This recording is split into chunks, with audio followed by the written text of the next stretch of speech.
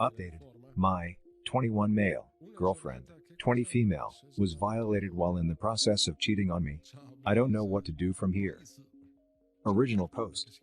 I've been sitting here for like 15 minutes trying to figure out how to start this. My head is completely spinning. My thoughts are just all over the place. I guess with the backstory, I've been dating Sarah, not using real names, for just under 2 years now. She has a close friend John, who she's known since she was a child. I never liked him. He was always a little creepy, blatantly flirted with Sarah for the entirety of our relationship, and made occasional passes that I was not comfortable with. So, cut to like 2 weeks back, Sarah and I were invited to a gathering/party by a mutual friend. I had a workshop for work that night so I couldn't attend, and with current circumstances, I was never inclined to go anyways. I didn't want Sarah to go either, but she was very adamant, and I guess I just didn't want an argument so I said fine. We ended up running into John later that day and he mentioned the same party, and asked us if we had been invited as well. My girlfriend told him she was going but I wasn't, and he got this weird smile on his face and said something along the lines of, "If you're going, I guess I have to go." Just something about his smile and way he said it really rubbed me the wrong way. Plus, I didn't want to be possessive, but the idea of the both of them together all night at a party did not sit with me well. After we got back to our apartment, I told her, a bit more firmly this time, that I'm not comfortable with her going to the party, especially with him there. She told me I was overreacting and shut down the conversation at that. I'm sure most of you can figure out where this is going. I went to the workshop and she went to the party. It got to be like 2 a.m. and she hadn't gotten home, nor was answering my calls. Naturally, I was incredibly worried. About an hour later, one of her friends called me and told me was found unconscious at the party and driven to the hospital. She was violated by John. After spending 2 days including that night at the hospital and talking with police, I took her home. She told me John spiked her and dragged her upstairs where it happened in one of the bedrooms. House the party was at is very large. She was an absolute mess. She didn't want to go outside, she wasn't eating, had terrible nightmares. I did everything I could to comfort her through this process. I was devastated for her and hated to see her like this, but, and I know this makes me sound like a terrible person, I don't blame her for John forcing her, but I couldn't get the fact I tried more than once to dissuade her from going to the party, and specifically saying her being with John makes me uncomfortable, out of my head. I feel I could have done more to protect her, and she should have listened to how I felt. Important side note, turns out John is a literal living garbage. After her ordeal, we both felt it was best to get justice. There were substances in her system, and all the physical indications of force. We immediately filed a restraining order and the police opened an investigation. Within the span of a week after news had gotten around, 2 other girls came forward with similar encounter with John, so the guy is basically a serial offender. Cut to now, my girlfriend is still in no better shape than she was 2 weeks ago. She gets panic attacks out of nowhere. She's lost like 15 pounds and absolutely refuses to leave our apartment, even to seek therapy. I was committed to taking care of her and being there for her, but I got a call from one of my close friends Sam this morning. It was a long conversation, but it basically boiled down to him, as well as many others at the party that night, saw Sarah flirting with John the entire beginning of the party. According to him and people he had been talking to, she was at the very least matching if not being the initiator in these exchanges with John. He also recounts that she wasn't blackout drunk or seemingly that out of it, and worst of all, many saw her holding John's hand taking John upstairs. At this point I feel like I want to vomit. He told me he wanted the situation to cool down a bit before telling me, and was going to tell me after the party what happened. But with her being taken to the hospital under the circumstances, he didn't feel it was the right time. I decided to not assume anything and asked her about the specifics about what happened that night. She tried to tell me the same thing, that she was spiked and dragged to a bedroom. But when I told her what Sam had told me, the color completely drained from her face. She started to panic and I did my best to calm her down, but it was at least 30 minutes before she could catch her breath to speak. She was sobbing, but she was coherent enough to understand, and basically confessed to cheating on me. She said she was drunk, and hadn't been out for so long she wanted some adventure. She admitted she was the one that took John to the bedroom, and wasn't dragged there against her will. She kept apologizing and saying it was a terrible mistake, and that nothing else was a lie. He did force her. I believe the last part. As far as I can understand now, it was when they were in the bedroom fooling around when he slipped something into her or something like that, then he forced himself on her. I don't know what to do anymore. She was violated, But to me, everything before that was her still intending to cheat and actively cheating on me. I am devastated and I don't even want to look at her right now. I left the apartment and am currently at Sam's house. I don't know anything anymore. She lost her job to COVID, I pay rent for the apartment where her name isn't on the lease, and groceries. She's become completely emotionally dependent on me the past few weeks. If I do break up with her, she would have nowhere to go, and as much as I resent her, I don't want something terrible happening to her. Please help, I need advice, don't know what to do. Edit. There's been a lot of responses in a short time, so I thought it would be best to address some things here. First off, I've been made aware that 2 posts of somewhat similar situations have been posted to this sub in the past 2 weeks or so. I don't know what I could post here to prove this is true without exposing my privacy. So I'm sorry, but all I can do is give you my word. I'm just here looking for advice. I don't think this is something someone should be fantasizing for a karma farm, it's completely upended my life. Second thing is people questioning Sarah's account of the events. I didn't include every detail because I'm just trying to get my thoughts out, but her story matches the other 2 women who came forward in terms of the pattern of John's behavior. The 2 other women were also initially in a consensual environment before he spiked them and violated them. From what they've said and posted, a large part of the reason they didn't come forward was because it started as consensual, and they thought that would make them not be believed. I also didn't want to get too graphic, but the nature of Sarah's ordeal was very violent, and not something most anybody would consent to. So that may be why he spikes them first as well. She had and still has traces of large bruises around her neck and other parts of her body, as well as scratches and gashes. I don't really doubt at all she was indeed attacked. The substance found in her system was caffeine.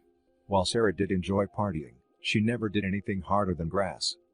Third, Sarah has been living abroad for school since starting college. Her parents have been made aware of the situation, but coming from a very religious background, while concerned for her well-being, aren't exactly being supportive, nor have put in the effort to come see her. She never had many close friends for as long as I've known her other than John. I don't know where she would go if I told her she can't stay at my apartment. Now for the top advice before reading the update. Wow, I think you need to step away from this relationship. At the very least she did lie and cheat on you, no matter how it ended, she did lie and cheat. I'm terribly sorry for how it ended for her, and I'm sorry she got hurt. There is never an excuse to force action on anyone, so I can't even imagine what she is going through. That isn't an excuse to cheat and lie though. Agreed, OP should likely end this since she fully admits to intending to cheat, although it is terrible what happened afterwards. It doesn't discount what she did before. However, and this is important, I believe that she will likely frame such a scenario as, my boyfriend broke up with me because I was attacked, and I don't think that this is a massive stretch, since she has already demonstrated that she can be deceitful through her unfaithfulness. In which case OP had better be prepared to be seen as the bad guy in the aftermath, as people will also likely side with her over him, all conjecture though. Probably going to be unpopular, but I'd say break up with her. What happened to her was horrible, but you shouldn't date a cheater. Rather than dating her, maybe stay by her side as a friend, get her into therapy if she isn't already. But yeah, that's not a good relationship to keep going forward. Not that unpopular apparently. Break up, even though she was forced, she still cheated on you and lied about it. She probably has friends or family she can stay with and depend 100% on. That is not your job and it may lead to more resentment. Not to mention how she worded the lies. Not to overshadow the fact that in the end, she was attacked, but that definitely would have done something to you mentally, picturing your girlfriend unconscious and dragged upstairs, when really, she was holding his hand and guiding him upstairs. To think she would stretch a lie that far to cover up her cheating, really doesn't sit right. And now for the update.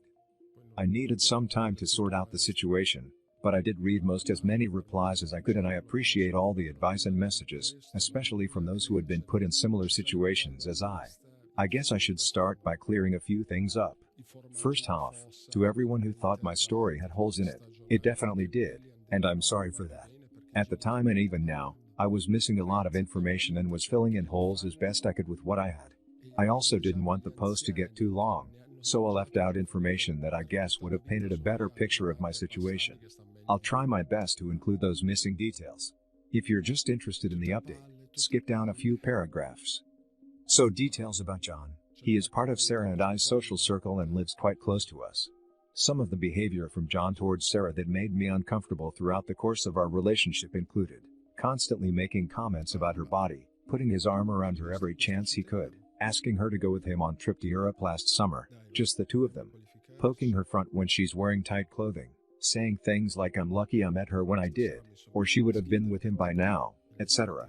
It's not any one thing, but an accumulation of everything that made me uncomfortable with her spending a lot of time with him. She never encouraged his behavior, at least when I was around, but didn't actively discourage it either. Despite me openly talking to her about my boundaries, she just brushed it off as them knowing each other for so long and being comfortable with one another. A few smaller details I guess were relevant I should mention. 1. We are not in the US. COVID, while still obviously an issue in our country, our area is relatively COVID-free, and everyone going to the party Sarah went to were part of our larger social circle. It was at a large condo a friend of ours was renting for the summer. It was not some open invite party with 100 plus people. Still dumb, I know, there were 30-ish, maybe 40 people there, so in hindsight, yeah, no one should have been at the party to begin with. Lastly, clearing up both Sarah and I's financial situation. I am lucky enough to have my parents paying for my tuition whatever scholarships didn't cover, so I can focus my resources on just day-to-day living costs like rent, groceries, etc. Sarah, on the other hand, was pretty much thrown to the wolves after finishing high school. Her parents, like I stated in my edit, are very religious and very controlling, so they told Sarah they were only going to pay for her schooling if she went to a local college. She refused and came to my school. She lived in residency for her first 2 years, which was covered by financial aid. I got my apartment about a year ago, and with COVID and her not wanting to go back home, we decided it would be best if she moved in with me. Her finances are basically completely tied up on tuition and student loans, so I offered to keep paying full rent despite her living with me full time. Actual update. Oh boy, I wish I could say things have gotten more clear in the past week, but honestly it's been a total clusterfuck, and it's only gotten worse. I spent a few days at Sam's, reaching out to friends trying to get a clearer picture of what happened that night, before going back to talk to Sarah. I got told same story multiple times, that she was the one who started flirting with John and led him upstairs. I should say right now, in my first conversation with Sarah confronting her, she didn't explicitly say she had intended to sleep with him that night, she just confirmed she took him upstairs. She was basically having panic attack throughout the entire conversation, so I had a hard time pushing for clarity. So by this point in my heart, I was trying to find any excuse at all for her to save our relationship. But my mind was telling me that the relationship was over, at least for the time being. But as many of you commented, despite my obvious grief in losing a 2-year relationship, I decided I'd be willing to let her stay in my apartment again rent-free to at least the end of October, to sort out other living arrangements and support. I called her about 3 days after staying at Sam's, and told her I'm willing to listen to her side of the story, but I need the complete truth about everything, and she agreed. So I went back to my apartment later that evening. We sat down and I asked her about what really happened that night. She started crying right away, but not panicking, and told she had to tell me something about herself. Sarah has always been into the partying scene more than me. I've never really been comfortable around illicit substances and that environment in general, but I went with her anyways about once a month or so. Her, on the other hand, would have girls' nights out and parties pretty much every weekend. Right at the beginning of our relationship, I told her I'm not really comfortable being with someone that isn't involved with hard DUs. My brother has a history of addiction, and I've seen what it can do to somebody and the people around them. She told me that's fine since she only drinks and smokes grass occasionally. Well, it turns out for about a year now, she started doing harder stuff at parties when I'm not there, and her girls' nights were often just her and some from our social circle, John included, going to a friend's apartment to do shrooms. I was shocked to say the least, and I didn't even know what to think in that moment.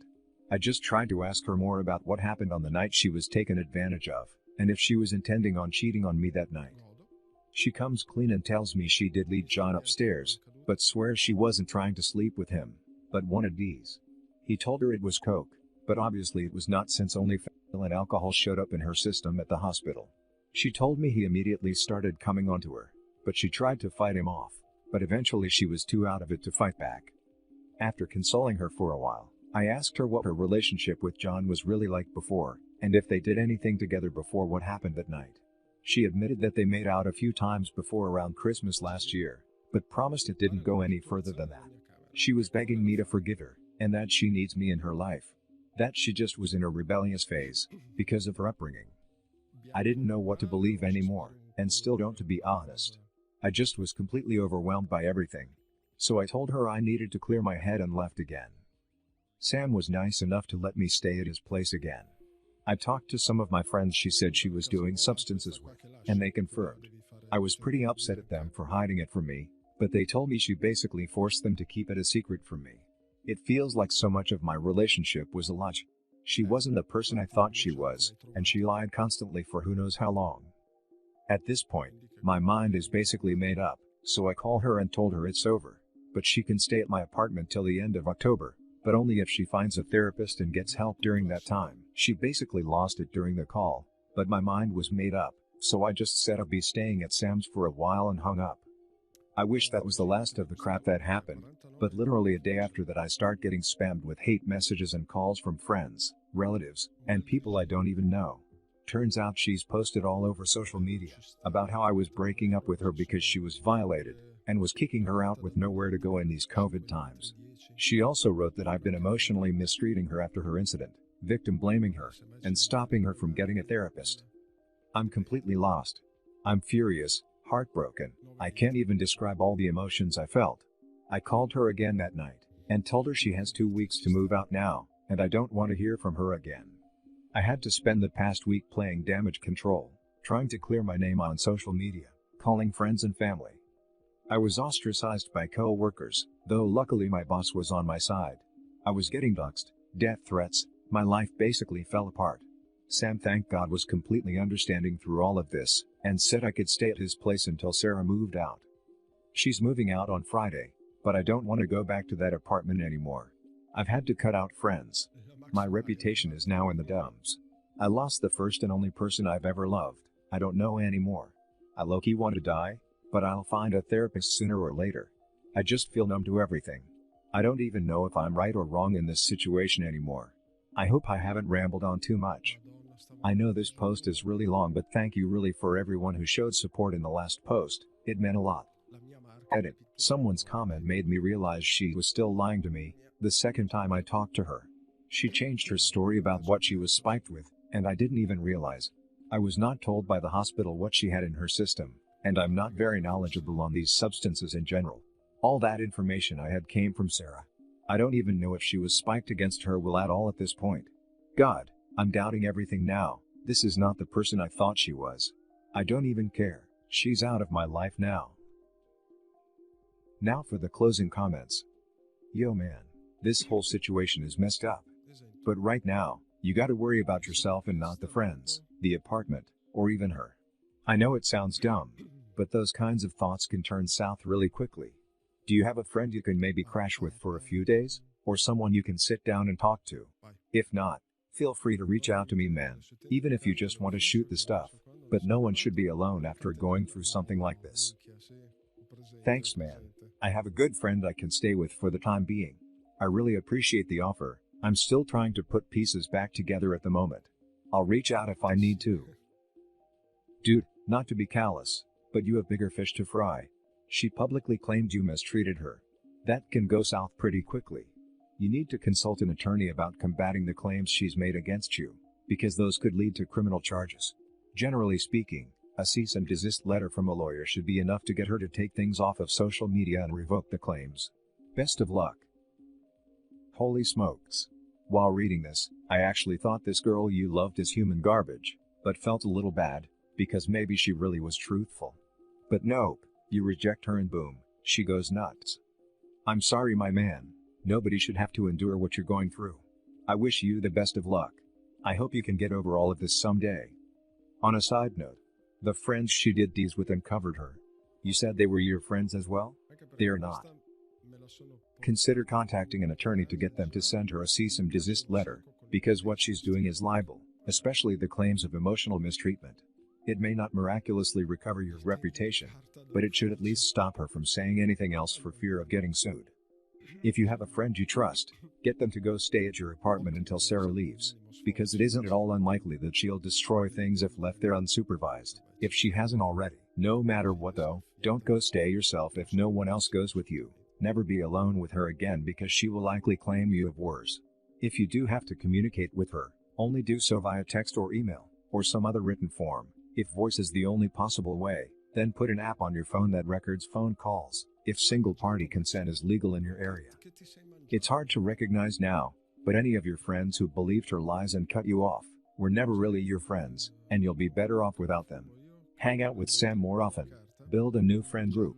Sue her to oblivion if she damages your property or apartment. He could, and maybe should, sue her for defamation of character too.